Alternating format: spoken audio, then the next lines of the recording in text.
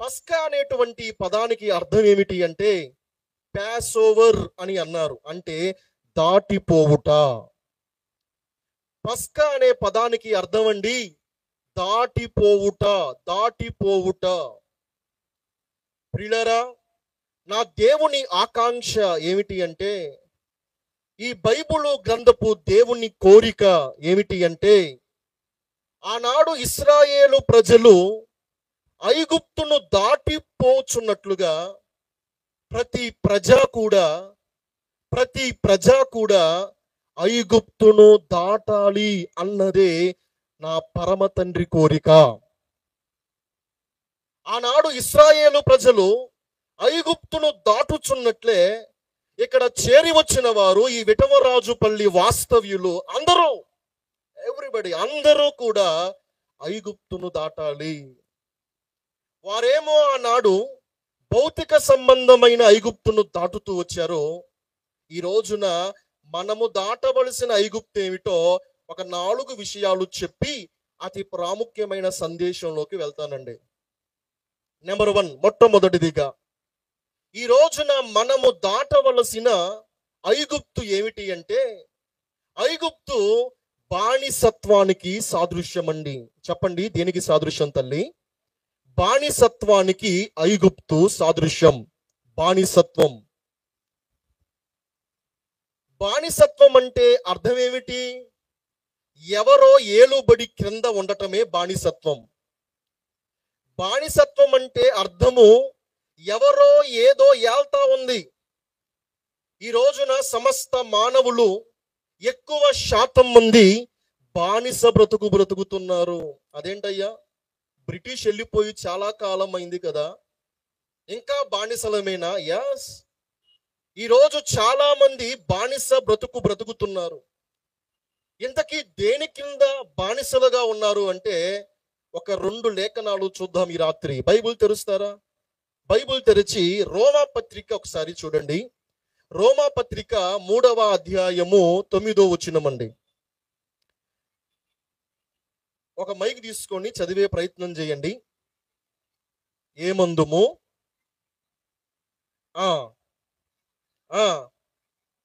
కాము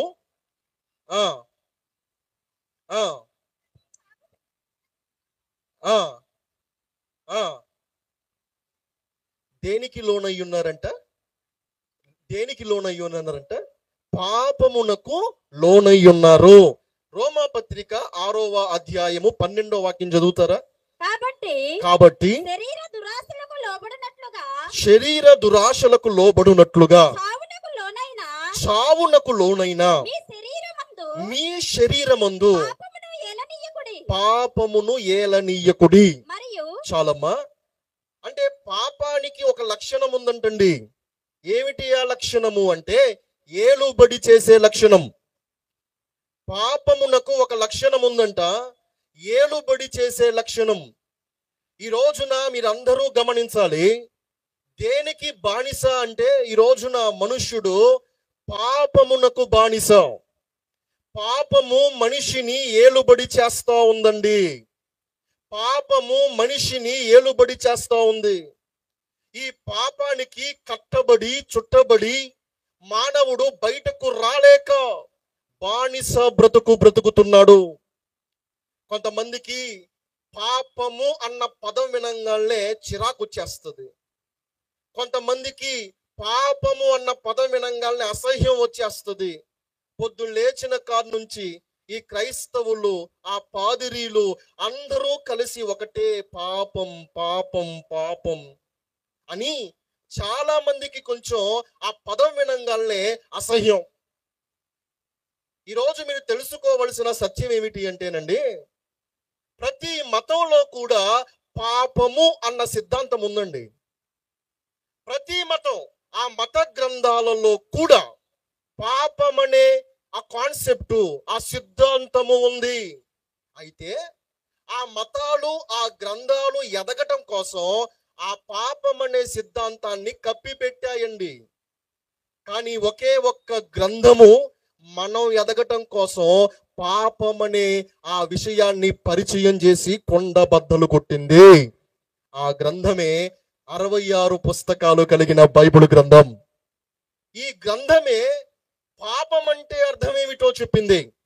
పాపము అన్న పదానికి మూల భాష పదాలు తీసుకుంటే అర్థం ఇలా వస్తుందండి.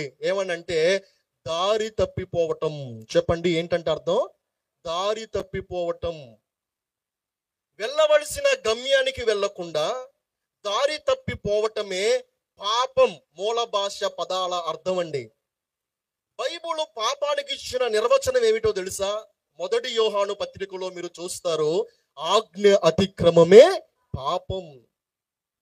ప్రియులారా, మీరు గమనించాలి, ఒకే ఒక్క గ్రంథము పాపం అంటే ఏంటో చెప్పింది, పాపం ఉనికి ఏంటో చెప్పింది, పాపపు నిర్వచనం ఏంటో చెప్పింది, ఆ పాపానికి విరుగుడు కూడా చెప్పింది. The one and only Bible, ఈ పరిశుద్ధ గ్రంథమే పాపము గురించిన పూర్తి వివరణ అందించింది. బైబిల్ ఏం చెప్తుందో ఒకసారి చూస్తారా? ప్రసంగి గ్రంథము, నువ్వు ఒప్పుకున్నా ఒప్పుకోకపోయినా బైబిల్ చెప్తున్న విషయాన్ని గమనించు. ప్రసంగి గ్రంథము ఒకసారి చూడండి, 7వ అధ్యాయము 20వ వచనం. ప్రసంగి గ్రంథము 7వ అధ్యాయము 20వ వచనమా? పాపము చేయక మేలు చేయుచుండు నీతిమంతుడు లేడు. చూసారండి, ఏంటంట? బైబిల్ చెప్తుంది, పాపము చేయక మేలు చేసే నరుడు, మనుషులు భూమి మీద ఒక్కడు కూడా లేడు. హలో హలో హలో, వింటున్నారా? ఒక్కడు కూడా లేడు. మనం టప్పాలు వేసుకోవటమే. ఒక్కడు కూడా లేడంట. ఎందుకంటే పాపం ప్రతి ఒక్కడిని తన గుప్పిట్లో భద్రపరిచింది. పాపం ప్రతి ఒక్కడిని కూడా ఆవరించి కప్పేసిందండి. ఈరోజు బానిస బ్రతుకుతున్నాడు మానవుడు పాపము క్రింద. ఈ పాపపు వ్యసనాల క్రింద బ్రతుకుచున్నాడు, పాపపు వ్యసనాల క్రింద. ఈరోజు లేరా త్రాగుబోతులు. భార్య మొత్తుకుంటా ఉంటది, వద్దండి, సంపాదించిందంతా కష్టపడతావు, ఆ సాయంత్రమే తీసుకెళ్లి సారా కొట్లో పెడతావు. అదంతా ఆ సాయంత్రమే తీసుకెళ్లి సారా కొట్లో పెడుతున్నావు. ఇంట్లో కేజీ బియ్యం లేదు పిల్లలు తినటానికి, కానీ మందుకు మాత్రం డబ్బును సంపాదించుకుంటున్నావు. త్రాగుడు అనే వ్యసనానికి బానిసైపోయిన వారు లేరా? పిల్లలు ఏమైపోతున్నా పట్టించుకోరు. భార్య గోడును వినరు. నా మతం నాదే, నేను సంపాదిస్తున్నానే, నా ఇష్టం. దేహం నుజ్జునుజ్జైపోతున్నా, అవయవాలు పాడైపోతున్నా, దేహ నిర్మాణం సడలిపోతున్నా మానవంటారు. మానం. ఎవరికి చెప్పుకుంటావు చెప్పుకోపో. అవసరమైతే వదిలే, నన్ను అవసరమైతే విడిచిపెట్టే, నేను మానను. నీకేంట్రా బాబు, నువ్వు తాగి ఏదో ఒక అవయం ఫెయిల్ అయిపోయి ఎక్కడంటావు తెలుసా? హాస్పిటల్లో ఐసీయూ రూములో పడుకుంటావు, ఏసీలో పడుకుంటావు. నీ భార్య పిల్లలు బయట దోమల చేత కుట్టించుకుంటా నిన్ను బ్రతికించుకోవాలని వాళ్ళ కాళ్ళు వీళ్ళ కాళ్ళు పట్టుకుని, అయ్యా కొంచెం అమౌంట్ ఇవ్వండి, నా భర్తను బతికించుకోవాలి. అలా బతికొచ్చిన తరువాత ఏమన్నా కృతజ్ఞత చూపిస్తావా అంటే, లేదే, మళ్ళీ నీ బుద్ధి పాతదే, మళ్ళీ నీ బుద్ధి వంకరే. ఈ రోజున ఈ వాక్యాన్ని వింటున్న నీ హృదయము బద్దలైపోవునుగాక. త్రాగుడు అనే వ్యసనానికి నువ్వు బానిసైపోయావయ్యా. ఇది ఎంత ఘోరమైనదంటే నిన్నేం చేస్తుందంటే, యథార్థంగా జరిగిన ఒక్క సంఘటన చెప్పి నేను ముందుకెళ్తాను. ఫ్లోరిడా అనే ఒక ప్రాంతం ఉందండి. ఆ ప్రాంతంలో పచ్చి తాగుబోతు ఒకడు ఉన్నాడు. పచ్చి తాగుబోతు, మంచిల కంటే అదే ఎక్కువ తాగుతాడు. పచ్చి తాగుబోతండి. ఒకరోజు బారు షాప్కి వెళ్ళి బాగా తాగేసి వస్తూ ఉన్నాడు, తన ఇంటికి వస్తున్నాడు. వచ్చేటప్పుడు ఒక ఆలోచన వచ్చిందట అయ్యగారికి. ఏంటంటే, ఎవరైనా ఇంట్లోకి జొరబడి కొంచెం సొమ్మును, విలువైన వస్తువులను దొంగతనం చేసి మళ్ళీ వెళ్ళి తాగుదాము అనే ఒక పనికి మాలిన ఆలోచన వచ్చి, తన ఇంటికి వెళ్ళే దారిలో ఒక ఇంట్లోకి జొరబడి విలువైన వస్తువులన్నిటినీ కూడా సూట్ కేసులో పెట్టుకొని బయటకు వచ్చేద్దాం అనుకునేటప్పుడు మరొక బ్రహ్మాండమైన ఆలోచన వచ్చింది. ఏమిటంటే, రేపు పోలీసులు వస్తే నా ఏలు ముద్రలు ఉన్నాయి, నా కాళ్ళ ముద్రలు ఉన్నాయి, ఖచ్చితంగా నన్ను పట్టుకుంటారు అని చెప్పి ఆ ఇంటిని తగలబెట్టాలనుకున్నాడు అయ్యగారు. ఆ ఇంటికి నిప్పు పెట్టేసి వెనక ద్వారం గుండా వెళ్ళిపోయి మళ్ళీ బారు షాపుకి వెళ్ళి ఆ వస్తువులు అక్కడ పెట్టేసి బాగా బాటిల్ నిండా సరుకు తెచ్చుకొని తాగేసి ఇంటి దారి పట్టాడు. విచిత్రం ఏమిటంటే, ఇంటి దగ్గరికి వెళ్ళేసరికి 4 ఫైర్ ఇంజిన్లు ఇంటి ముందు ఉన్నాయి. ఎంతకీ వాడు తగలబెట్టుకుని దేన్నండి? వాడి ఇంటినే వాడు తగలబెట్టుకున్నాడు. బైబిల్ అంటున్న సత్యం ఏమిటంటే, బాబు, ద్రాక్షారసము అనే మద్యము నీకు వెర్రి పుట్టిస్తుంది. ఏం చేస్తున్నారండి? చిన్న పిల్లను త్రాగి ఆ మత్తులో తెలియక చిన్న పసికందును కూడా మానభంగం చేసి చంపేస్తున్నారు. డ్రగ్స్కి అలవాటు పడతాడు ఒకడు, మద్యానికి అలవాటు పడతాడు ఒకడు. ఈ రోజున దేవుని బిడ్డలారా, వాయి వరస లేకుండా ప్రవర్తించేటట్టుగా చేసేది మద్యము, అల్లరి పాలు చేసేది మద్యము. ఈ వ్యసనం కింద మగ్గిపోతుంటే నా ప్రభు ఇస్తున్న పిలుపేమిటో తెలుసా? దాటిపోయి రాత్రి ఐగుప్తు అనే ఆ బానిసత్వము నుండి దాటిపోమ్మని నా ప్రభు ఈ రోజున పిలుపునిస్తున్నాడు. కొంతమంది ఏ వ్యసనంలో చిక్కుకున్నారు అంటేనండి, జోదం. ఎవరైనా చనిపోతే అసలు చావును ఎవరు ఎదురు చూడం, ఎవరో చచ్చిపోకూడదనే కోరిక.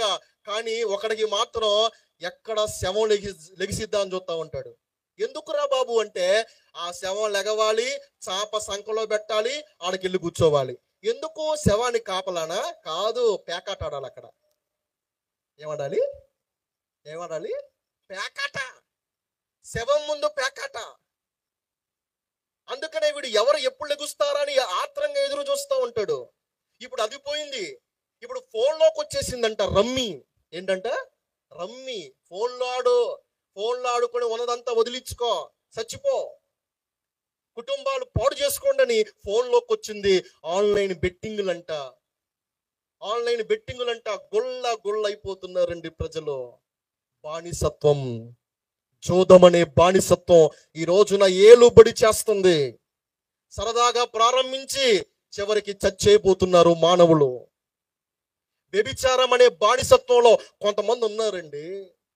ప్రతి స్త్రీని కూడా మోహపు చూపుతో చూడటమే, ప్రతి స్త్రీని కూడా కామపు చూపుతో చూడటమే. కామ క్రీడలు పెరిగి ఎంత దాకా దాపురిస్తున్నాయి అంటే, మగోడు పెళ్ళంట, ఆడది పెళ్ళంట.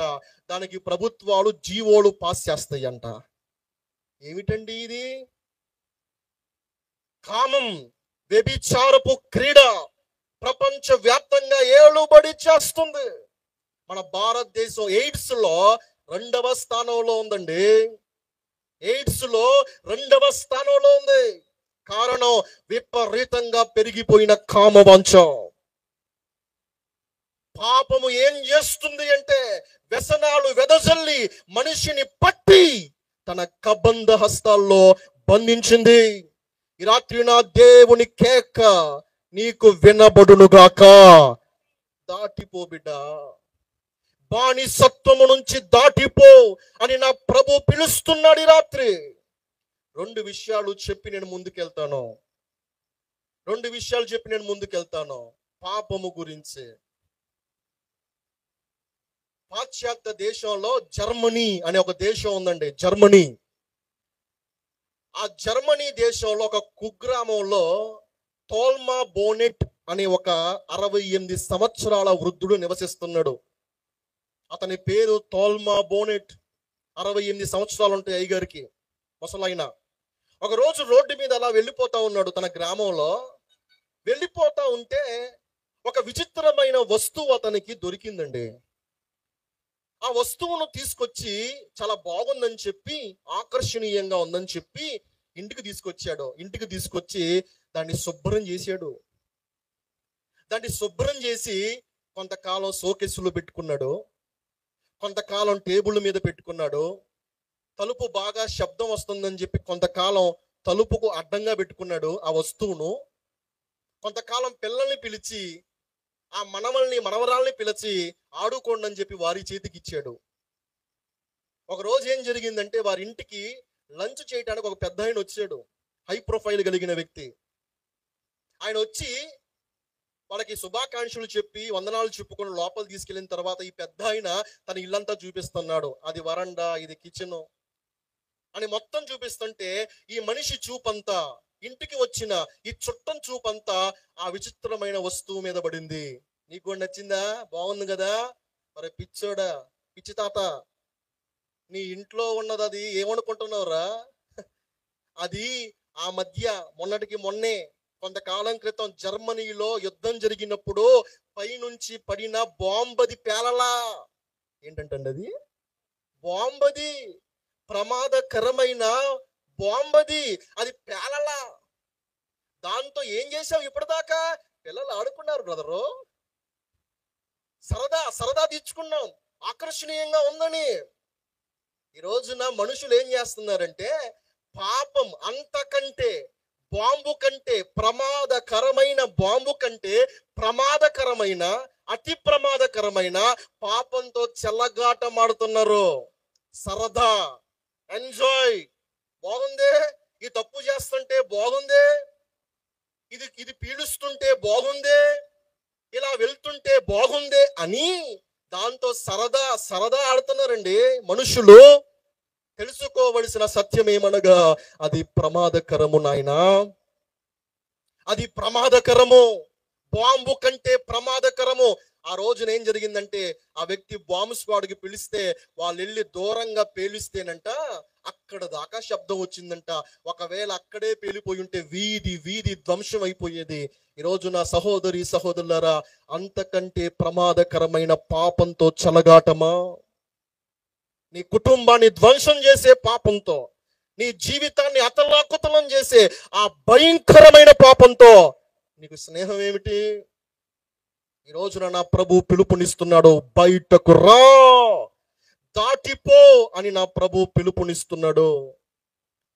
రెండో విషయం చెప్పి నేను ముందుకెళ్తాను. ఒక వ్యక్తి ఒక చక్కటి కోడిని పెంచుకుంటున్నాడు. అది గుడ్డు పెట్టే సమయం వచ్చిందండి. గుడ్డు పెట్టే సమయం రాగానే అదేం చేస్తుందంటే ముందు కేకలేస్తుంది. చాలా మంది మనోళ్ళు సామెత చెప్తారు, కానీ నీకేం తెలుసు నా నొప్పి, గుడ్డు పెట్టే కొడుకు తెలిసేది నొప్పి అన్నట్టుగా. అది గుడ్డు పెట్టే ముందప్పుడల్లా కేకలేసేది. ఆ కేకలు పక్కనే ఉన్న చెట్టు త్వరలో ఉన్న పాము విని ఆ కేకలు విని చిన్నగా బయలుదేరి అది గుడ్డు పెట్టంగానే ఎవరూ లేని సమయంలో అలాగ చిన్న రంధ్రంలో నుంచి వచ్చి ఆ గుడ్డును మింగేసి వెళ్ళిపోయేది. మళ్ళీ అదే చిన్న రంధ్రంలో నుంచి ఇలా ప్రక్రియ జరుగుతూ ఉంది. యజమానుడికి అర్థం కావటంలా, ఇదేమో ఓ కేకలు వేసుకుంటుంది, గుడ్డు కనబట్టంలా, ఏమిటి విషయం అని చెప్పి జాగ్రత్తగా పరిశీలిస్తే పాము యొక్క చారలు కనిపించాయి. మట్టిలో చిన్న రంధ్రం కనిపించింది దగ్గరలో. ఆహా, అర్థమైపోయింది ఇది పాము చేస్తున్న పని అని. ఒకరోజు ఏం చేశాడంటే అది కేకలేయంగానే గుడ్డు తీసి పక్కన పెట్టి ఉడకబెట్టిన గుడ్డును పెట్టాడు అక్కడ. కేకలేసింది, అది యథావిధిగా ఇది బయలుదేరి వచ్చింది. చిన్న రంధ్రంలో నుంచి వచ్చి ఆ గుడ్డును అమాంతంగా మింగి తిరిగి వెళ్తుంటే ఆ రంధ్రంలో పట్టడంలా ఆగిపోయింది. అయ్యగారు అంత పెద్ద కర్ర తీసుకొచ్చి ఒకే దెబ్బ చచ్చిపోయింది. ఈ రోజున బైబిల్ చెప్తున్న సత్యాన్ని మీకు తెలియజేస్తున్నానండి. నువ్వు అనుకుంటున్నావు చాలా రహస్యంగా మెయింటైన్ చేస్తున్నాను బ్రదరు. 2 సిమ్ములు ఉన్నాయి తెలుసా నీకు? ఏమనుకుంటున్నావు? ఒక సిమ్ము పెద్దింటికి, ఒక సిమ్ము చిన్నింటికి బ్రదరు. అస్సలు ఎవడు గడిపెట్టలేడు, జియో వాడు కూడా మనల్ని. చాలా జాగ్రత్తగా పాపాన్ని మెయింటైన్ చేస్తున్నాను, చాలా సీక్రెట్ మెయింటైన్ చేస్తున్నాను అని విర్రవిగుతున్నావా? నీకు తెలియాల్సిన సత్యం ఏమిటంటే పాపము గురించి ఆనాడు మోషే చెప్పాడు ఈ సత్యాన్ని. ఒకసారి తీద్దామా? ద్వితీయోపదేశ కాండము, త్వరగా ద్వితీయోపదేశ కాండము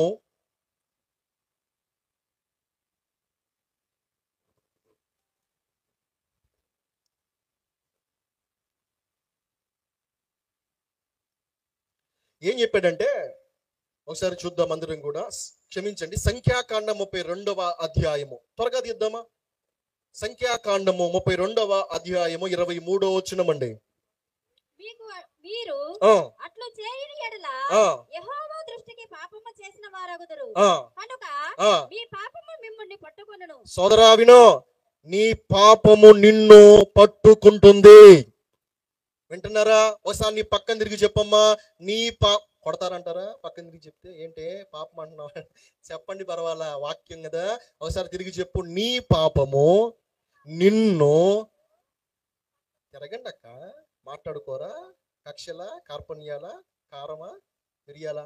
తిరగండి ఒకసారి, పక్క తిరగండి. కుర్చీలో కూర్చున్న అయ్యగారులు కూడా తిరగండి, పక్క తిరిగి చెప్పండి. నీ పాపం నిన్ను పట్టుకొనును. ఇది వాక్య సత్యం. మోషే గారు ఏనాడో 2 గోత్రాలకు చెబుతున్న మాట. మీ పాపం మిమ్మల్ని పట్టుకుంటుంది. ఆ రంధ్రం ఏ విధంగా అప్పటిదాకా దారిచ్చింది, కొంతకాలం అయిన తర్వాత అదే రంధ్రం ఆ పామును పట్టించింది. ఈ రోజున సహోదరి సహోదరులారా, నువ్వు అనుకుంటున్నావు చాలా మంచిది అమ్మాయి, ఆ అమ్మాయే నిన్ను రోడ్డు మీద నిలబెడుతుంది రేపు. నువ్వు అనుకుంటున్నావు ఈ మార్గం బాగుంది, ఆ మార్గమే నీకు అడ్డుగా నిలబడుతుంది రేపు. ఎందుకంటే నీ పాపము ఏదొక రోజున నిన్ను పట్టును. ఈ రోజున ఆలోచిస్తున్నారా? పాపం ప్రమాదకరం. పాపం నిన్ను ఏదొక రోజు పట్టుకుంటుంది.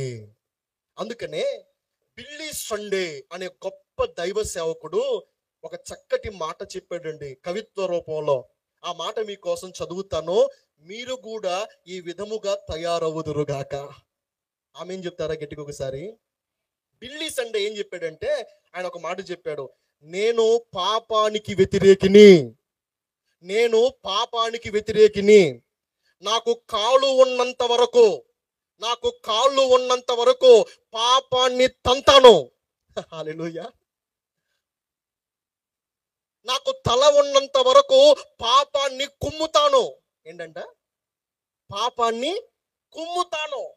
నాకు పళ్ళు ఉన్నంత వరకు పాపాన్ని నవిలి విసిరివేస్తాను.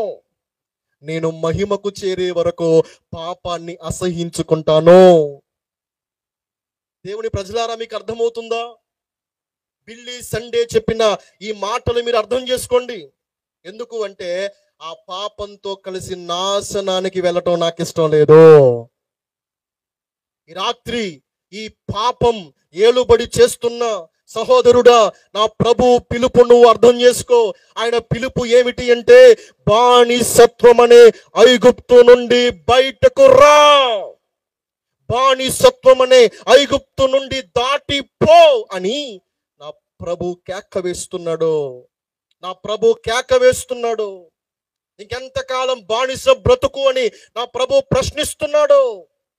ఈ రాత్రి ఈ పిలుపుకు నువ్వు సిద్ధపడుదువుగాక. గట్టిగా ఆమెను చెప్తారు ఒకసారి అందరూ కూడా. ఎన్ని చెప్పినా మేము మారవండి, ఎన్ని చెప్పినా మేము వినవండి, మా పాపం మాదేనండి అని అంటావా? అయితే నీ పాపం నిన్ను పట్టుకొని తిడుతుంది, నీ తోలు ఒలుస్తుంది బిడ్డ. అప్పుడు అవమానపరచబడతావు, అప్పుడు తల దించుకుంటావు, నాశనానికి నడిపించబడతావు. అందుకే ఈ రోజే నా దేవుని పిలుపును అర్థం చేసుకుందువుగాక. ఆమెం చెప్తారా గట్టిగా ఒకసారి అందరూ కూడా? దాటిపోవుట, రెండవది చెబుతున్నాను. ఐగుప్తును దాటిపోవుట అనగా అర్థం, ఐగుప్తు అంటే అసత్య ఆరాధన. చెప్పండి చెప్పండి, ఏమిటంట? అసత్య ఆరాధన, అబద్ధపు ఆరాధన. ఈ రోజున చాలా మంది ఉంటున్నారు, మా తాత ముత్తాతలండి, మాది చాలా పురాతనం అండి, కాబట్టి మేము అందులోనే కొనసాగుతాం. లేదు లేదు, సత్యాన్వేషణ చెయ్యాలి, సత్యాన్వేషణ చెయ్యాలి. మీ తాత ముత్తాతలందరూ కూడా పొయ్యి మీద వంట వండారో, మనం ఇప్పుడు గ్యాస్ మీద ఎందుకు వండుతున్నావు? అక్కడ పనికిరాదా ఈ లాజిక్? సత్యాన్వేషణ చెయ్యాలి. సత్యమైన దేవుడు ఎవరో గుర్తించాలి. నీ సృష్టికర్త అయిన దేవుడు ఎవరో నువ్వు గుర్తించాలి. ఐగుప్తు అనే అసత్యపు ఆరాధన నుంచి వెడలిపోవాలి, దాటిపోవాలి. ఇది నా తండ్రి అయిన దేవుని ఆకాంక్ష. ఈ రోజున చాలా మంది అసత్యపు ఆరాధనలో ఉన్నారు, అబద్ధపు ఆరాధనలో ఉన్నారు, చేతుల చేత కల్పించబడిన ఆరాధనలో ఉన్నారు. సృష్టికర్త అయిన దేవుని ఆరాధనలో లేరు. ఈ రోజున అసత్యపు ఆరాధన ఐగుప్తు అంటే. దేవుని ప్రజలారా, ఈ అసత్యపు ఈ అబద్ధపు ఆరాధన ఏం చేసిద్దంటే, మురళి అనే ఒక వ్యక్తి ఉన్నాడండి, టీవీ ఛానల్లో పనిచేస్తాడు, పెద్ద టీవీ ఛానల్లో. మురళి అతని పేరు, పెద్ద టీవీ ఛానల్లో.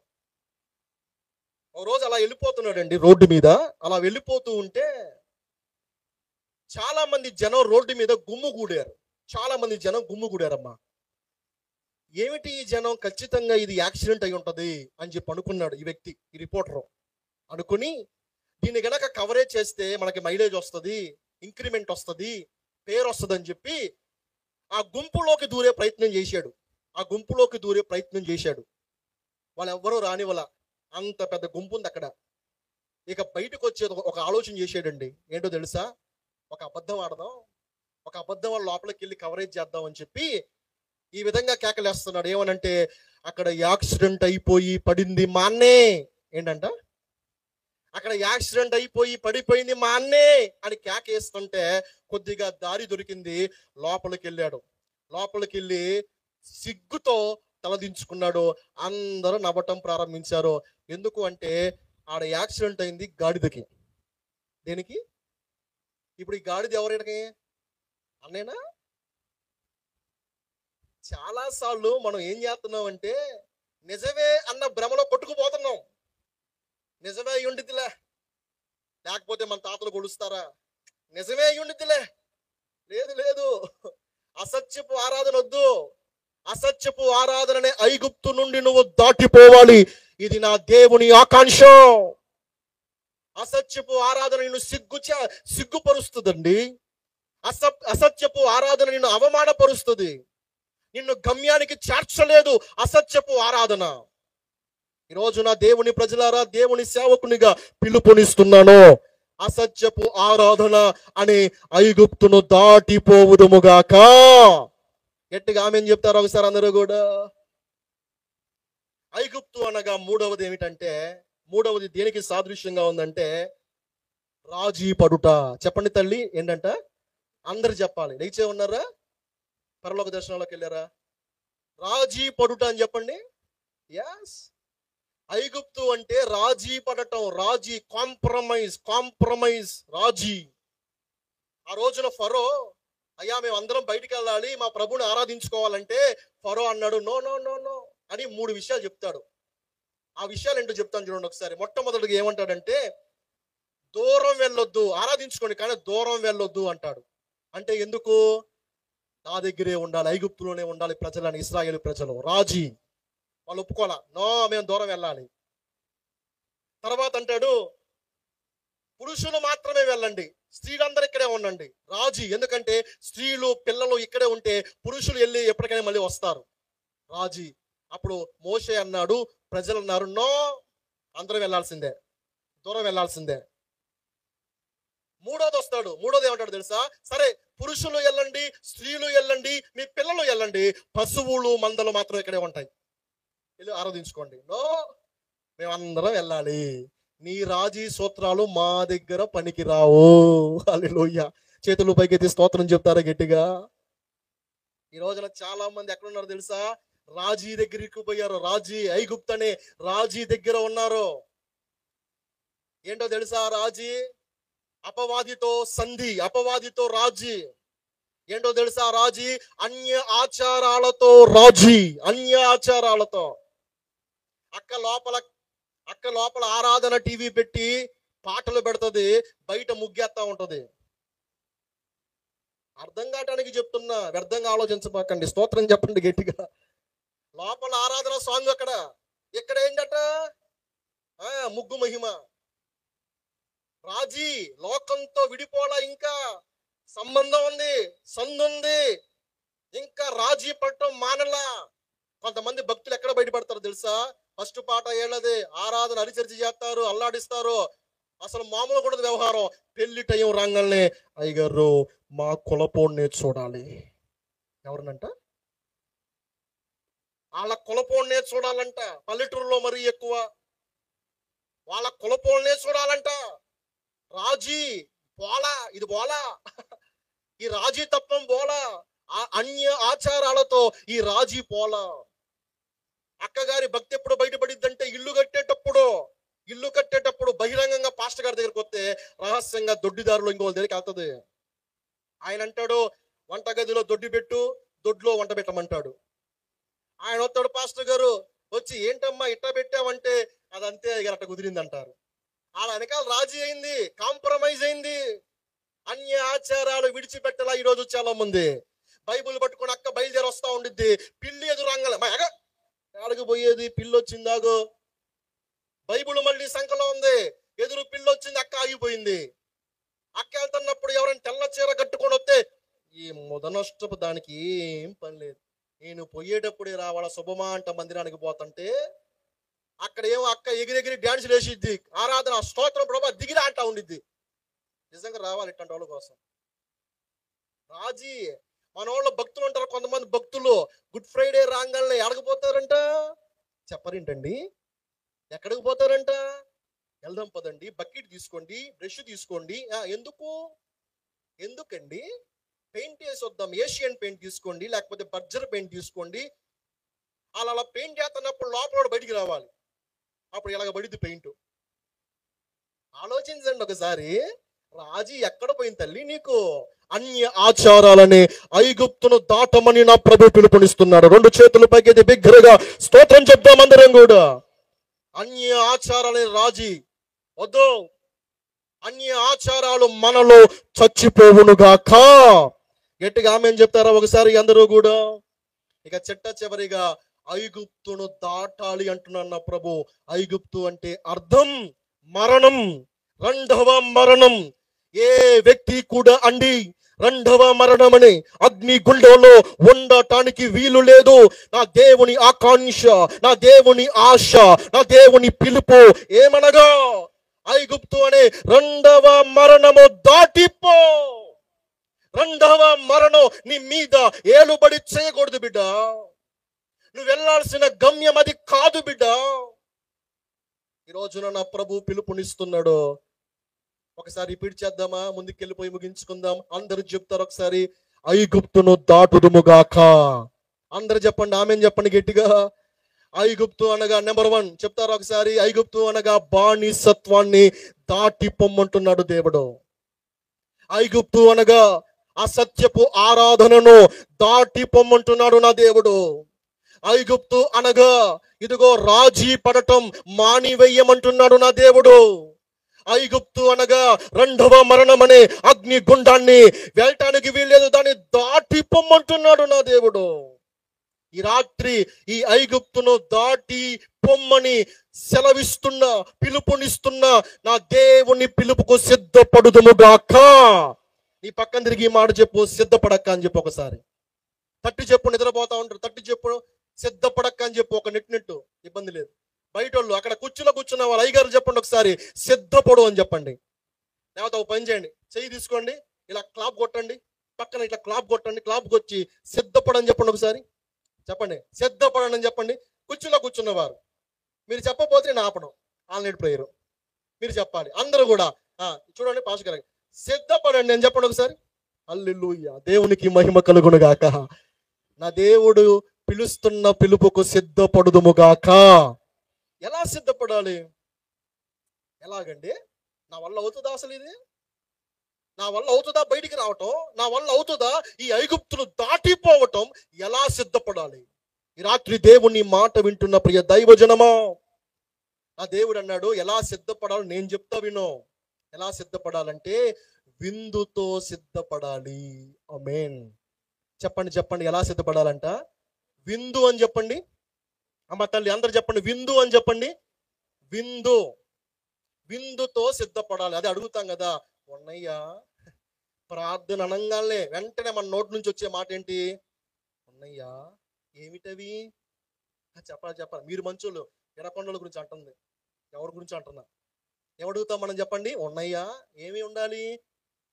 ప్రేమ విందు ఉందా సహోదరుడా? ఉంది, వచ్చేయి. విందు నా ప్రభు అంటున్నాడు, నా పరలోకపు తండ్రి అంటున్నాడు, ఐగుప్తును దాటిపోయే దాని కొరకు విందుతో సిద్ధపడండి, విందుతో సిద్ధపడండి. ఏ విందు ఇంతకి? ఏ విందండి? పస్కా విందు అని చెప్పండి ఒకసారి. పస్కా విందు అని చెప్పండి ఒకసారి. దేనితో సిద్ధపడాలి అంటున్నాడంటే పస్కా విందుతో సిద్ధపడండి, మీరు ఐగుప్తును దాటబోతున్నారు. చపలగుడితో బిగ్గరగా దేవునికి మహిమను చెల్లిద్దాం అందరం కూడా. సాధారణంగా అండి పెళ్లి విందు తీసుకుందాం. ఉదాహరణకి పెళ్లి విందు ఉందనుకోండి. పెళ్లి విందు అది ఎప్పుడవుతుంది? నిజంగా పెళ్లి విందు అందరినీ పిలిచాడు, మిమ్మల్ని అందరినీ పిలిచాడు, పెళ్లి ఉంది రండ్రా అని అందరినీ పిలిచాడు. వచ్చిన తర్వాత ముద్దపప్పు అన్నం పెట్టాడు అనుకోండి. ముద్దపప్పు అన్నం ఏమంటారు చెప్పండి? ఏంట్రా ఇంత పిసినారోడు, పెళ్ళి అని చెప్పి ముద్దపప్పు అన్నం పెట్టాడంటే అది ఎప్పుడు పెళ్లి విందు అవుతుంది అంటే మొక్క ఉండాలి. చెప్పండి ఈ మాట. ఏముండాలి? ఏముండాలమ్మా? మొక్క ఉండాలి. మొక్క చికెన్ ఉండాలి, లేకపోతే మటన్ ఉండాలి. ఇక పైకి వెళ్ళొద్దులే, ఉండాలి. అవి ఉంటేనే పెళ్లి విందు అని మన అభిప్రాయం. అదే విధంగా నా ప్రభు అన్నాడు విందుతో సిద్ధపడాలి అన్నాడు. ఏ విందు? పస్కా విందు. పస్కా విందు ఎప్పుడు పస్కా విందు అయింది? ఒక విందు పస్కా విందు ఎప్పుడు అవుతుంది అంటే పెళ్లి విందులో గనక ఎలాగైతే చికెన్ ప్రాముఖ్యమో ఆ చికెన్ ఉంటేనే, ఆ మొక్క ఉంటేనే నిజంగా ఇది విందని చెప్పగలుగుతామో, విందు అనే పస్కాలో కూడా, పస్కా అనే విందులో కూడా కొన్ని ఉండాలంటండి. స్తోత్రం చెప్తారా గట్టిగా? చేతులు పైకెత్తి స్తోత్రం చెప్తాం అందరం కూడా. ఎస్, పస్కా విందులో కూడా కొన్ని ఇంగ్రీడియంట్స్ ఉండాలంటమ్మా, కొన్ని పదార్థాలు ఉండాలంట. ఆ పదార్థాలను బట్టే అది పస్కా విందు అవుతుంది. లేకపోతే అది సాధారణ విందే, సాధారణ భోజనమే. ఇంతకీ ఏమిటండి ఆ పదార్థాలు? రెండు చెబుతాను, సమయం లేదు గనుక రెండు చెబుతాను, శ్రద్ధగా విందురుగాక. నెంబర్ 1, మొట్టమొదటి పదార్థం ఏమిటో తెలుసా? మొట్టమొదటి పదార్థం, ఆ విందు పస్కా విందు అవ్వాలి అంటే కావలసిన ద ఫస్ట్ ఇంగ్రీడియంట్, మొట్టమొదటి పదార్థం ఏమిటి అంటే ప్రియులరా, గొర్రె పిల్ల కావాలి. చపల కొడుతూ బిగ్గరగా దేవునికి మహిమను చెల్లిద్దాం అందరం కూడా. విందు, పస్కా విందు ఎప్పుడు అవుతుందంటే ఆ పస్కా విందులో గొర్రె పిల్ల ఉండాలి. గొర్రె పిల్ల ఉండాలి. ఈ గొర్రె పిల్ల ఎలాంటి గొర్రె పిల్లో కొన్ని మాటలు మీ చేత చదివిస్తాను. బైబిల్ తెరుస్తారా? నిర్గమాకాండము 12వ అధ్యాయము 3-4 వచనాలు చదవండి ఒక్కసారి. నిర్గమాకాండము 12వ అధ్యాయము 3-4 వచనాలండి. మీరు ఇశ్రాయేలీయుల సర్వ సమాజముతో ఈ నెల దశమి నాడు వారు తమ కుటుంబముల లెక్క చొప్పున ఒక్కొక్కడు గొర్రె పిల్లనైనను మేక పిల్లనైనను అనగా ప్రతి ఇంటికి ఒక గొర్రె పిల్లనైనను ఒక మేక పిల్లనైనను. చాలండి. 3-4 వచనాల సారం చెబుతున్నాను వినండి. ఈ గొర్రె పిల్ల ఎలాంటి గొర్రె పిల్ల అంటే వ్యక్తి కొరకైన గొర్రె పిల్ల. అందరూ చెప్తారా నాతో పాటు? ఈ గొర్రె పిల్ల చెప్పండి. ఈ గొర్రె పిల్ల, పస్కా గొర్రె పిల్ల, వ్యక్తి కొరకైన గొర్రె పిల్ల. అదే వచ్చిన ఆధారంగా చెబుతున్నాను. ఈ గొర్రె పిల్ల కుటుంబము కొరకైన గొర్రె పిల్ల. నాతో చెప్తారా తల్లి? ఈ గొర్రె పిల్ల కుటుంబము కొరకైన గొర్రె పిల్ల. ఆ వచ్చిన ఆధారంగా నేను చెబుతున్నాను. ఈ గొర్రె పిల్ల సర్వ సమాజం అంటే దేశము కొరకైన గొర్రె పిల్ల. చెప్తారా నాతో పాటు? ఈ గొర్రె పిల్ల దేశము కొరకైన గొర్రె పిల్ల. ఒక్క అడుగు ముందుకేసి చెబుతున్నాను. అదేమిటి అంటే అరణ్యంలో ఒక కేక వినబడుతుంది. బాప్తీసమిచ్చి యోహాను దా కేక, ముష్కరులారా, సర్ప సంతానమా, మారు మనసు పొందండి, బాప్తీసం పొందండి అని కేక వేసి బాప్తీసం ఇస్తూ ఉండగా కుట్టు లేని అంగి ధరించిన ఒక వ్యక్తి నడుచుకుంటూ వస్తున్నాడు. ఆయన వస్తూ ఉండగా ఆకాశం తెరవబడింది, పావురం దిగుతా ఉంది, ఒక స్వరం వినబడుతా ఉంది. ఇదంతా గమనిస్తున్న యోహాను ఒక మాట బాహాటంగా చెప్పడం ప్రారంభించాడు. ఏమిటి ఆ మాట అంటే, లోక పాపములను మోసుకొని పోవు దేవుని గొర్రె పిల్ల ఇదిగో. హల్లెలూయా. చేతులు పైకెత్తి బిగ్గరగా స్తోత్రం చెప్దాం అందరం కూడా.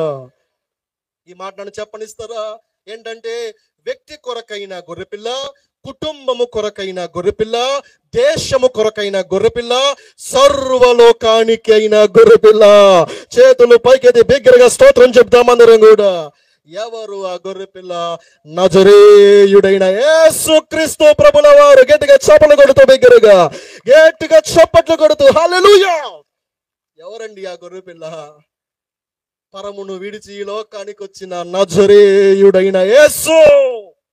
ఇప్పుడు ఇలా చెప్దామా? నా యేసు వ్యక్తిగతమైన వాడు. చెప్తారా ఈ మాట? నా యేసు వ్యక్తిగతమైన వాడు. నీకు వ్యక్తిగతమైన రక్షకునిగా ఉండటానికి సమర్థుడు ఆయన. నమ్మిన వారు బిగ్గరగా స్తోత్రం చెప్దాం అందరం కూడా. వ్యక్తికి సరిపోయే, వ్యక్తికి చాలిన వాడు నా యేసయ్యా. కుటుంబానికి చాలిన వాడు నా యేసయ్యా. దేశానికి చాలిన వాడు నా యేసయ్యా. ప్రపంచానికి చాలిన వాడు నా యేసయ్యా. సహోదరుడా, దూరంగా ఉండి వింటున్నావు కదా, నీకు చాలిన వాడు నా యేసు. నీకు అవసరమైన వాడు నా యేసు. నీ కుటుంబానికి అవసరమైన వాడు నా యేసు. ఈ దేశానికి కావాలి నా యేసు. అసలు ఈ దేశంలో ఆగస్టు 15న సెల్యూట్ కొట్టి 4 ఆశా చాక్లెట్లు తింటున్నావంటే, స్వతంత్రం వచ్చిందంటే కారణము నా యేసు. అహింసావాదాన్ని తెచ్చాడు ఆయన. నమ్మిన వారు బిగ్గరగా స్తోత్రం చెప్తారా?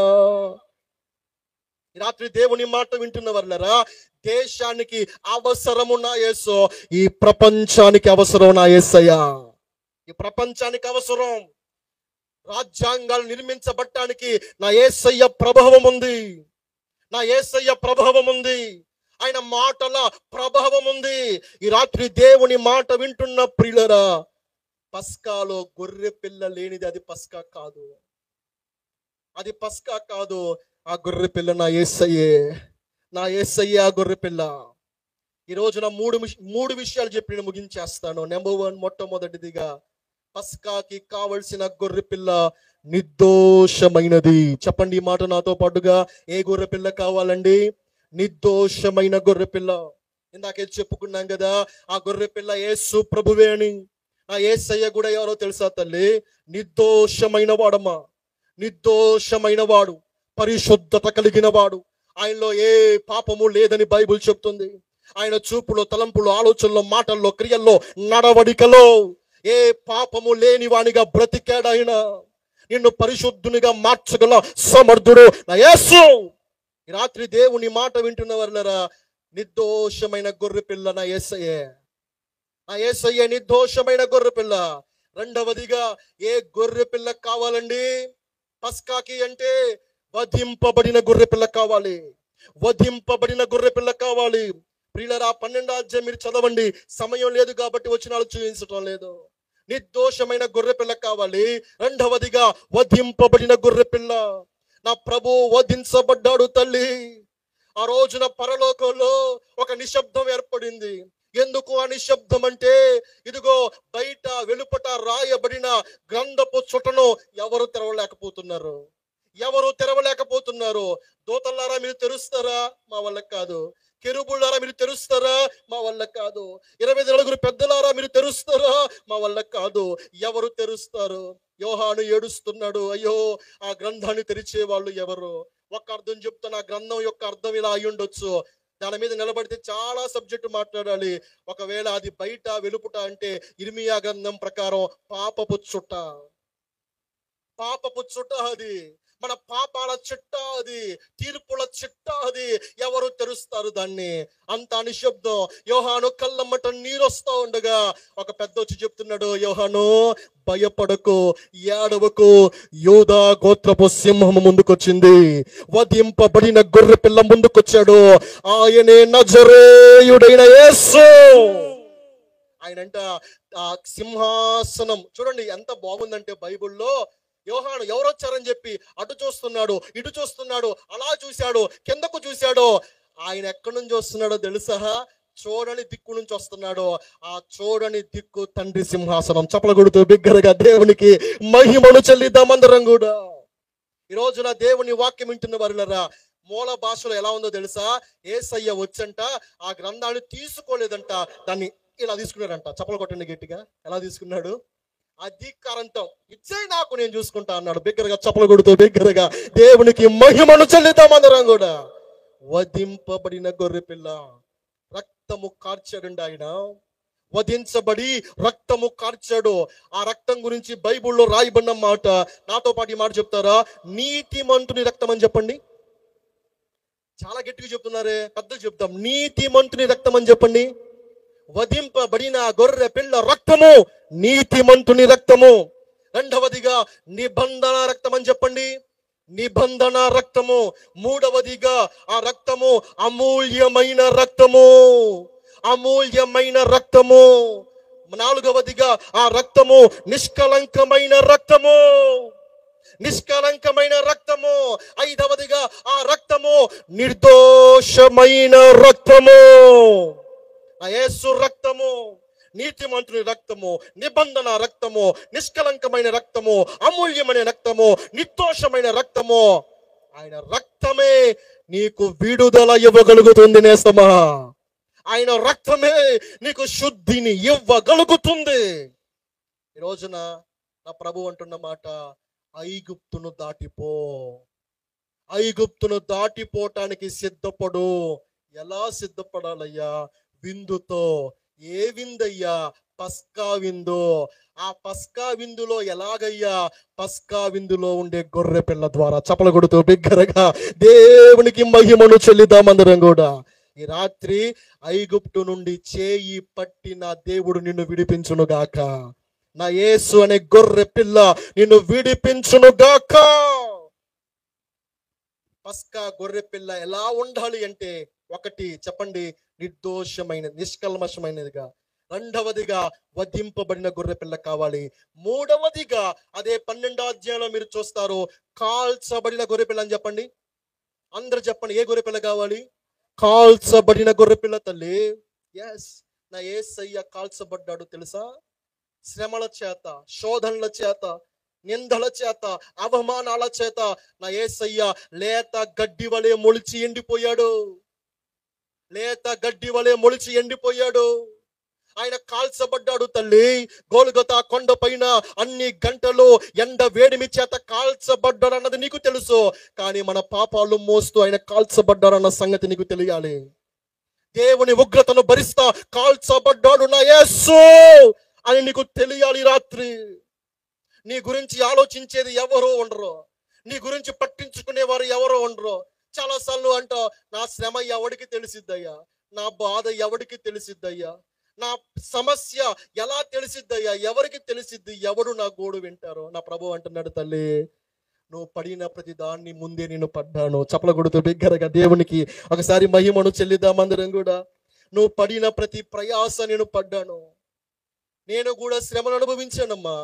నిన్ను నిందిస్తున్నారా? నన్ను నిందించారు. నిన్ను కొట్టారా? నన్ను కొట్టారు. నువ్వు ఏదైనా కోల్పోయావా? నేను కోల్పోయాను. నా ప్రభు అంటున్నాడు, నేను కాల్చబడ్డాను తల్లి నీకు రుచినివ్వటానికి. నేను కాల్చబడ్డాను నీ జీవితాన్ని రుచికరంగా మార్చటానికి, నిన్ను ఐగుప్తు నుండి బయటకు లాగటానికి ఈ గొర్రె పిల్ల కాల్చబడింది తల్లి. ఈ రోజున దేవుని మాట వింటున్న వాళ్ళారా, పాశ్చాత్య దేశంలో ఒక కెనాల్ మీద ఒక పెద్ద బ్రిడ్జ్ నిర్మాణం జరుగుతూ ఉందండి. నిర్మాణం అయిపోయిన తర్వాత ఆ ఇంజనీర్ వచ్చాడు చూడటానికి. అంతా బాగానే ఉంది. అయితే ఈ బ్రిడ్జి కూలిపోకుండా కొన్ని సంవత్సరాలు తట్టుకుండిద్దా? వాహనాలు వెళ్తా ఉంటాయి కదా, తట్టుకుండిద్దా అని చెప్పి ఆలోచన చేసి ఆ బ్రిడ్జి పైన చాలా వాహనాలు తీసుకొచ్చి నిలబెట్టి ఒక రోజంతా దాన్ని అంతే ఉంచండి అని చెప్పాడు. గంటలు గడుస్తా ఉంది. ఆ బ్రిడ్జిని చూస్తా ఉన్నాడు. పైనేమో వాహనాలన్నీ నిలబెట్టి ఉన్నాయి. అప్పుడు పక్కన అసిస్టెంట్ ఇంజనీర్ అడుగుతున్నాడు, ఏమయ్యా చాలా సమయం అయిపోతుంది, మీరు ఏమనుకుంటున్నారు? బ్రిడ్జిని కూల్చేయటానికి వచ్చారా? బ్రిడ్జిని కూల్చేయటానికి అట్లా నిలబెట్టారా అని అడిగితే, అప్పుడు ఈ పెద్ద ఇంజనీర్ చెప్తున్న మాట ఏమిటంటే, బ్రిడ్జి కూలిపోవటం చూపించటానికి నేను ఈ పని చేయలా, ఆ బ్రిడ్జి కోలదు అని చెప్పటానికి ఈ పని చేశా. నా యేసయ్య కూడా శ్రమలు, శోధనలు, నిందలు, అవమానాల గుండా ఎందుకు వెళ్ళాడు అంటే, ఆయన పాపము చేయకుండా ఉండటానికి కాదు, అసలు నేను పాపము చెయ్యను అని చెప్పటానికి. చప్పలు కొడుతూ బిగ్గరగా దేవునికి మహిమను చెల్లిద్దాం అందరం కూడా. ఆయన పాపము చెయ్యలేడు అని నిరూపించడానికి. ఈరోజు నా ఏ శ్రమలు నీకు వస్తుంటే నువ్వు పాపంలో పడిపోతున్నావు, నువ్వు నిరాశలో పడిపోతున్నావు, నిస్పృహలో పడిపోతున్నావు, నువ్వు ఐగుప్తులోకి పడిపోతున్నావు. ఈ రాత్రి ప్రభువుని అడుగు, అయ్యా నువ్వు కాల్చబడ్డావు అంట కదా నాకు రుచినివ్వటానికి, ఈరోజు నీ చెయ్యి నేను పట్టుకుంటానికి ఇష్టపడుతున్నాను. ఐగుప్తు నుండి నన్ను దాటింప చెయ్యవా ప్రభు. ఈ రాత్రి నా ప్రభు నీ చేయి పట్టి బయటకు లాగునుగాక. గట్టిగా ఆమేన్ చెప్తారు ఒకసారి అందరూ కూడా. ఈ ఒక్క మాట చెప్పి నేను ముగించేస్తాను ప్రియులరా. పస్కా అనే విందులో మొట్టమొదటిదిగా గొర్రె పిల్ల కావాలి. రెండవ ఇంగ్రీడియంట్, రెండవ పదార్థం ఏమి కావాలి అంటే చేదు కూర అని చెప్పండి. చేదు కూర అని చెప్పండి. చేదు కూర కావాలమ్మా. పస్కా విందు ఎప్పుడు అది పస్కా విందు అవుతుందంటే చేదు కూర ఉన్నప్పుడు మాత్రమే. చేదు కూర దేనికి సాదృశ్యమో చెప్తున్నాను వినండి. చేదు కూర నిజమైన పశ్చాత్తాపానికి సాదృశ్యం. నిజమైన పశ్చాత్తాపానికి. సభలో గడిచిపోతా ఉంటే, పండగలు గడిచిపోతా ఉంటే గొప్ప గొప్ప సేవకులు వస్తారు, గొప్ప గొప్ప ప్రసంగాలు చేస్తారు. ఆ ప్రసంగం విన్న కాసేపు అలా కన్నీరు కారుస్తావు, ఇక అంతే అయిపోయింది. మళ్ళీ యథావిధిగా ఐగుప్తుకి వెళ్ళిపోతావు, మళ్ళీ యథావిధిగా లోకానుసారమైన జీవితాన్ని జీవిస్తావు. కారణం ఏమిటంటే నిజమైన పశ్చాత్తాపం లేదు నీ జీవితంలో. నిజమైన పశ్చాత్తాపం కావాలి. చేదు కూర కావాల్సిందే పస్కా విందులో. నిజమైన పశ్చాత్తాపం కావాల్సిందే నీవు ఐగుప్తు నుండి బయటకు రావాలంటే. నిజమైన పశ్చాత్తాపం. ఒక సంఘటన నేను చెప్తాను వినండి. కింగ్ కోబ్రా తెలుసుగా మీ అందరికీ. కింగ్ కోబ్రా చాలా పెద్ద పాము, చాలా విషం కలిగిన పాము. ఎంత విషం అంటే ఒక్క కాటుకు 1000 మందిని చంపేస్తుందండి. ఒకే ఒక్క కాటుకు 1000 మందిని చంపేయగల విషం ఉంటుంది దాంట్లో. దాన్ని పట్టుకుంటారు శాస్త్రవేత్తలు. పట్టుకుని ఏం చేస్తారంటే సైంటిస్టులు మెడిసిన్స్ తయారు చేయడానికి ఆ విషయాన్ని వాడుతూ ఉంటారు. ఆ విషయాన్ని విచిత్రం ఏమిటంటే, లెక్కలు చెప్తున్న విషయం ఏమిటంటే, దాన్ని పట్టుకున్నప్పుడు కంటే దాన్ని వాడుకొని ఉపయోగించిన తర్వాత దాన్ని అడవిలో వదిలిపెట్టేటప్పుడు ఎక్కువ మంది కాటుకు గురై చచ్చిపోయారంట. దాన్ని పట్టుకునేటప్పుడు కంటే వదిలిపెట్టేటప్పుడు ఎక్కువ మంది కాటుకు గురై చచ్చిపోయారంట. అంటే సరిగా వదలటం చేతగాక, తోక పట్టుకుని వదలటం వల్ల, కొంతమంది పొట్ట పట్టుకుని వదలటం వల్ల. ఈరోజు అదే చెబుతున్నాను, వదిలితే పూర్తిగా వదులు తల్లి, వదిలితే పూర్తిగా వదిలే. లేకపోతే మళ్ళీ నువ్వే కాటు పడతావు, మళ్ళీ నువ్వు విషం ఎక్కించుకుంటావు, మళ్ళీ నువ్వు ఐగుప్తుకి వెళ్తావు. ఈరోజు చాలా మంది ఎలా వదులుతారంటే అలా తాత్కాలికంగా. వద్దు, అది మళ్ళీ నిన్ను తిరిగి కాటేస్తుంది. నువ్వు ఎలా వదలాలి అంటే పూర్తిగా వదిలేయాలి, పూర్తిగా వదిలేయాలి. పౌలు గారిలాగా వదిలేయాలి, పౌలు గారిలాగా వదిలేయాలి. ఈ లోకాన్ని నేను నష్టముగా ఎంచుకొనుచున్నాను, బ్రతికేది నేను కాదు, నాలో నా క్రీస్తేసే.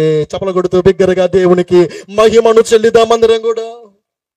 మనం బతికేది ఎంత సంవత్సరాలు, ఎన్ని సంవత్సరాలు? ఆ 4 రోజులు రోషంగా బ్రతుకుదుముగాక, పరిశుద్ధంగా బ్రతుకుదుముగాక. ఈ రాత్రి నువ్వు పశ్చాత్తాప పడితే ఎలా పడాలి అంటే ఆ పామును ఎలా వదలాలో నేర్చుకో. అది విషం గల్ల పాము. నువ్వు ఎలా పశ్చాత్తాపడాలంటే నిజముగా నిజముగా యథార్థముగా పశ్చాత్తాపడు.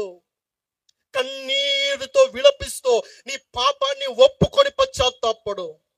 ఈ రోజున నిజమైన పశ్చాత్తాపం ఎలా ఉంటుందో ఒక్క మాట మీ చేత చదివిస్తాను, చదువుతారా? యోబు గ్రంథం ఒక్క మాట చదివించేసి ఇక మనం ప్రార్థనలోకి వెళ్ళిపోదామండి. యోబు గ్రంథం ఒకసారి రండి. యోబు గ్రంథం ఒకసారి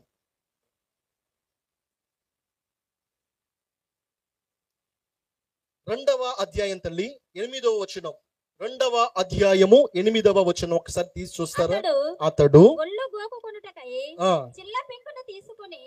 క్షమించండి తల్లి, 42వ అధ్యాయం 6వ వచనం చూస్తారా? క్షమించండి, యోబు గ్రంథం అమ్మ 42వ అధ్యాయము 6వ వచనం. కావున నన్ను అసహ్యించుకొని ధూళిలోను బూడిదలోను. హల్లెలూయా. ఈరోజు నువ్వు ఎలా పశ్చాత్తాపడాలంటే ఇక్కడ ప్రాసెస్ చెప్తున్నాడు చూడండి. వాస్తవానికి యోబు గారు ఎవరు తల్లి? అందరు నా వైపు చూడండి, ముగించేస్తున్నాను.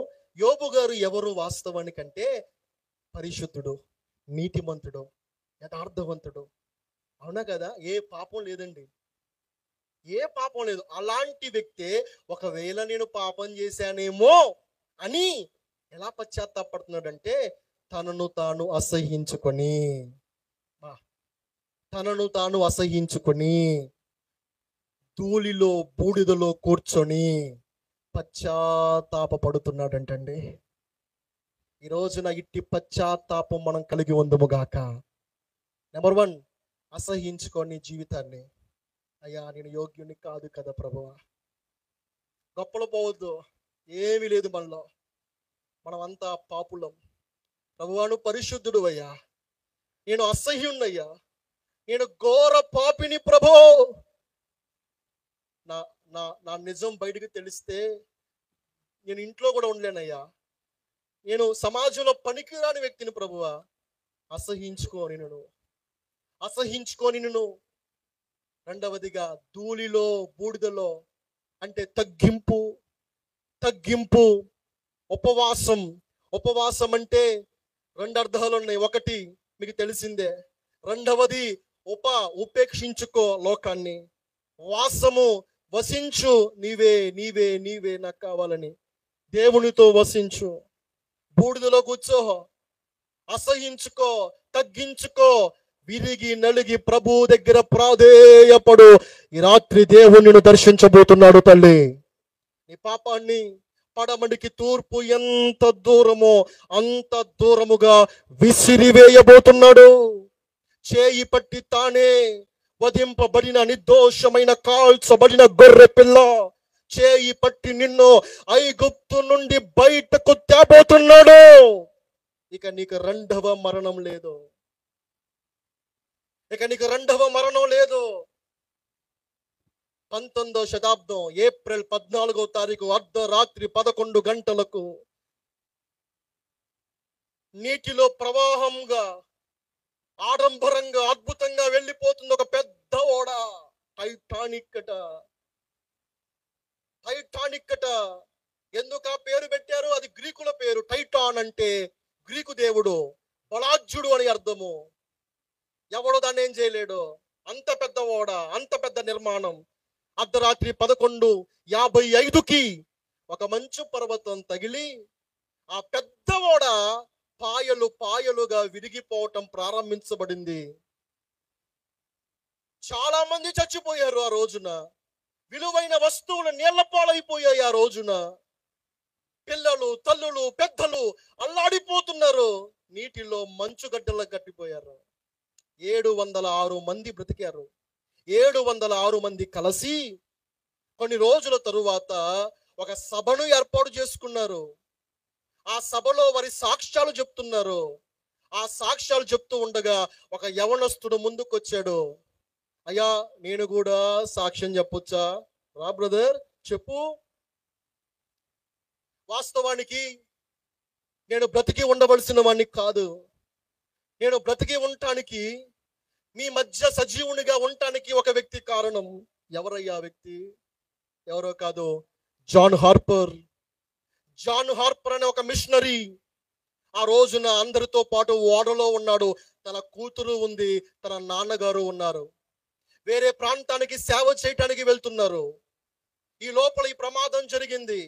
అందరికీ లైఫ్ జాకెట్లు ఇచ్చారు, కానీ అవి అందరికీ కాదు, కొందరికే సరిపోయాయి. పడవలెక్కుతున్నారు. ఎవరైతే ఫ్యామిలీస్ ఉన్నాయో, కుటుంబాలు ఉన్నాయో వాళ్ళని ముందుగా పడవలెక్కిస్తున్నారు, లైఫ్ బోట్స్ ఎక్కిస్తున్నారు. ఈ జాన్ హార్పర్ గారు కూడా తన కుటుంబం ఉంది కాబట్టి అతన్ని కూడా ఎక్కమన్నారు లైఫ్ బోటు.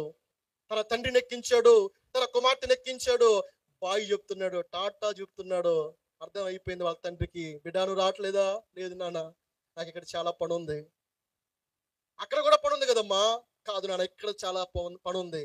జాన్ హార్పర్ వెనక్కి తగ్గి ఆ క్షణం నుంచి కేకలేయటం మొదలు పెట్టాడు. మీకు యేసు తెలుసా? ఓ సర్వలోకమా, ఓ టైటానిక్ లో ఉన్న అందచందాలు కలిగిన వారులారా, ఓ టైటానిక్ లో ఉన్న విద్యావేత్తలారా, ఓ టైటానిక్ లో ఉన్న ఇదిగో హీరోయిన్స్ వాళ్ళారా, హీరోస్, మీ అందరికీ యేసు తెలుసా? మీరు రక్షించబడ్డారా అని ఈ జాన్ హార్పర్ బిగ్గరగా కేకలు వేస్తున్నాడు. ఈ లోపల ఓడంతా పాయలు పాలైపోయి కింద పడిపోయిందండి, మునిగిపోతుందండి. అందరు నీటిలో దూకేశారు. ఆ నీటిలో కొంతమంది మునిగిపోతున్నారు. ఒక మునిగిపోతున్న సహోదరుడు, ఈ సాక్ష్యం చెప్పే సహోదరుడు, ఆ వ్యక్తి చేయి పట్టుకొని జాన్ హార్పర్ పైకి లేపాడు. పైకి లేపి ఆ వ్యక్తిని అడిగాడట, బ్రదర్ ఆర్ యు సేవ్డ్? నువ్వు రక్షించబడ్డావా? అంటే ఏంటయ్యా, నీకు యేసు తెలుసా? నాకు తెలియదయ్యా. యేసు తెలీదా? అయితే నాకంటే ఈ లైఫ్ జాకెట్ నీకే ప్రాముఖ్యం అని తాను వేసుకున్న ఈ లైఫ్ జాకెట్ ని తీసి ఆ కుర్రోడికి తొడిగాడు. తొడిగి సువార్త ప్రకటించడం ప్రారంభించాడు. నా యేసు సమస్త మానవాళి కోసం వధించబడ్డాడయ్యా. సమస్త మానవాళి పాపాలు మోసిన ఏకైక దేవుడయ్యా. మనిషిని గురించి ఆలోచించిన ఒకే ఒక్క ఉత్తముడయ్యా, నిజమైన దేవుడయ్యా అని ఆ వ్యక్తికి సువార్త ప్రకటిస్తూ ఈ జాన్ హార్పర్ నిదానంగా కిందకి దిగిపోతున్నాడు, మునిగిపోతున్నాడు. ఆ వ్యక్తి అడిగాడట, సార్ నేను పైకి తేలుతున్నాను, మీరు మునిగిపోతున్నారు సార్ అని అడిగితే, అప్పుడు జాన్ హార్పర్ మునిగిపోతూ చెప్పాడంట, నేను కిందకు వెళ్తలేదు, పైకి వెళ్తున్నాను. నేను క్రిందకి వెళ్తలేదయ్యా, నేను పైకి వెళ్తున్నాను. పైకా? ఎక్కడికి సార్? ఎక్కడికంటే నేను నా యేసయ్య అంతఃపురానికి వెళ్తున్నాను, పరలోకానికి వెళ్తున్నాను.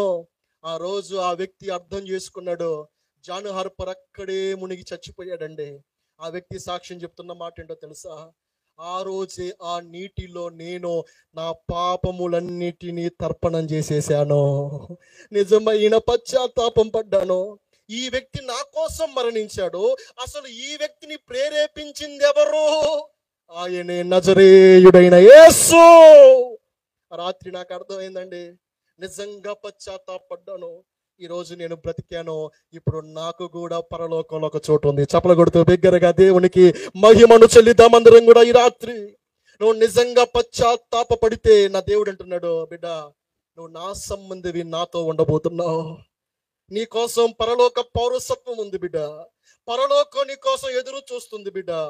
నా ప్రభు అంటాడు, ఇక ఐగుప్తు కాదు నీ రాజ్యం, ఇక ఐగుప్తు కాదు నీ లోకం, నా లోకమే నీ లోకం, పరలోకము. హల్లెలూయా. అందరూ ఒకసారి లేచి